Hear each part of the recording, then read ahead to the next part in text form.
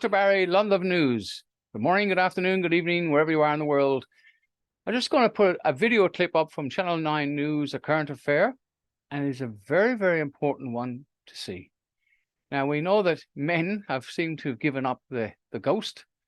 They're not involved in anything. Women are running everything. They've been masculined, where men have been shoved out the back. They don't get involved in meetings. The women are more vocal, and this may explain it. We've known that there's been a problem with the sperm count. Reproduction is dropped.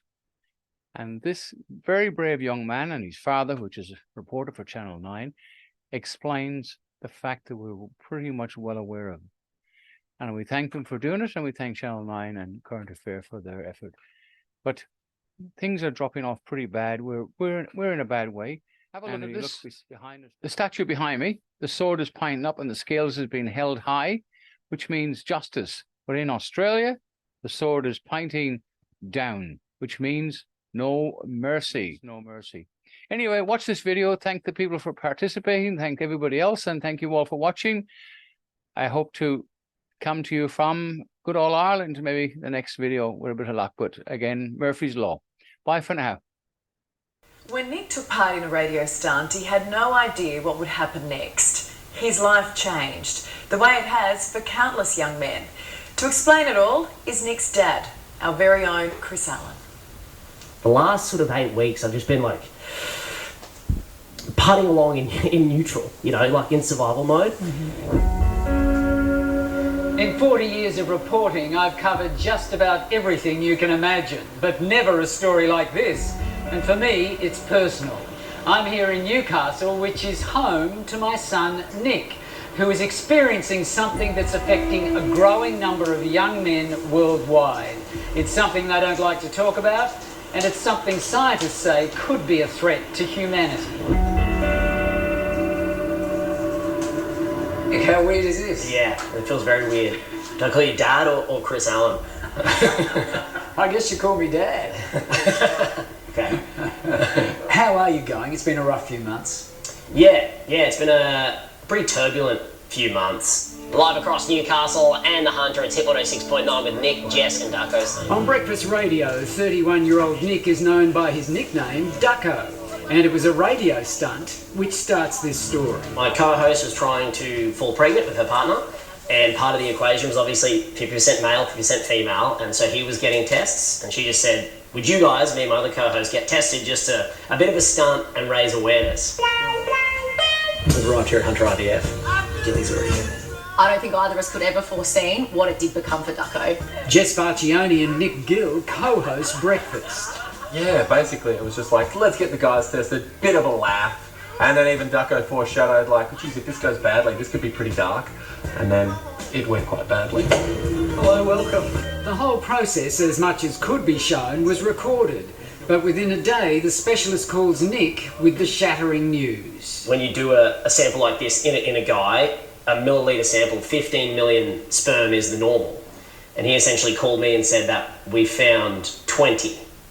And I kind of went, 20,000? You know, like, what are we talking here? And it was, no, 20, that's it. Which is like red line, dangerously low. A second test confirms the result of the first, a crushing blow for Nick and his wife Morgan, who were planning to try for a baby next year. The whole thing playing out on air. But we haven't even started and we're going to struggle like really hard. Sorry. Behind the scenes, we did discuss with Ducko whether he wanted to do it on air, and he was very brave. He was just like, not only can I express it on air, this could be a stronger message for other people to be able to be accepting of talking about this sort of stuff. We've got a health and all that sort of stuff. I'm not trying to sit there and say, woe is me. Like, I'm really not. Sorry, I didn't. Don't you dare apologise. But there's just a lot of things at play here. Like, there's a lot of deep things going on. I thought it's important to show guys that they're not alone, and having a few guys reach out to me who've been through it was a really big help. Hey mate, how you doing? Nick says being so public about his issue led to dozens of people contacting him.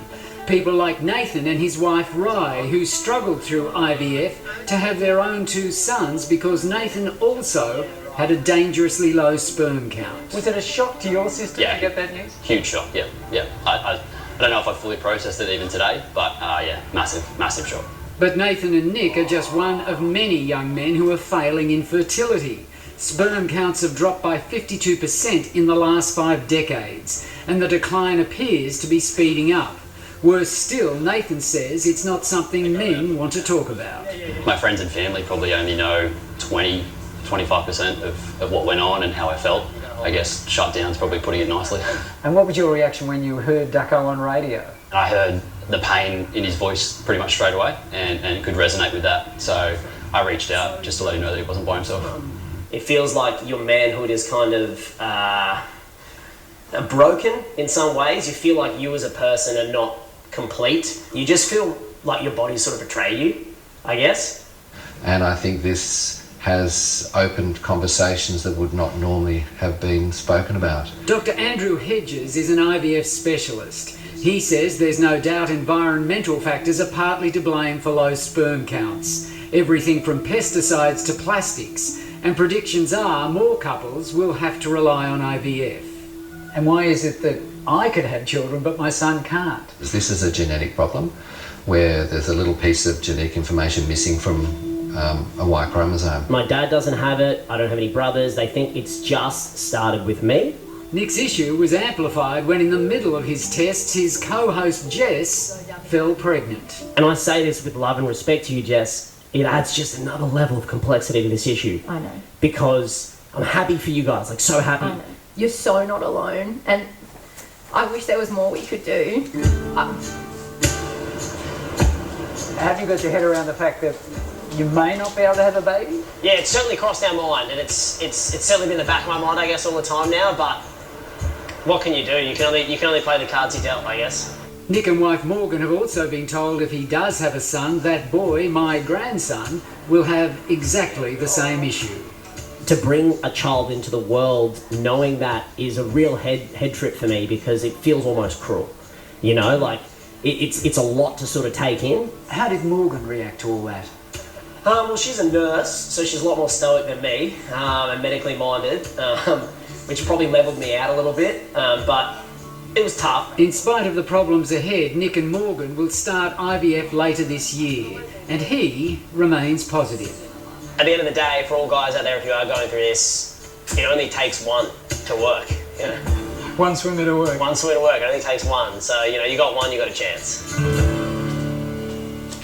And you know, we talk about female infertility all the time, so good on you, Nick, for sharing. It's important, and we'll hopefully encourage others.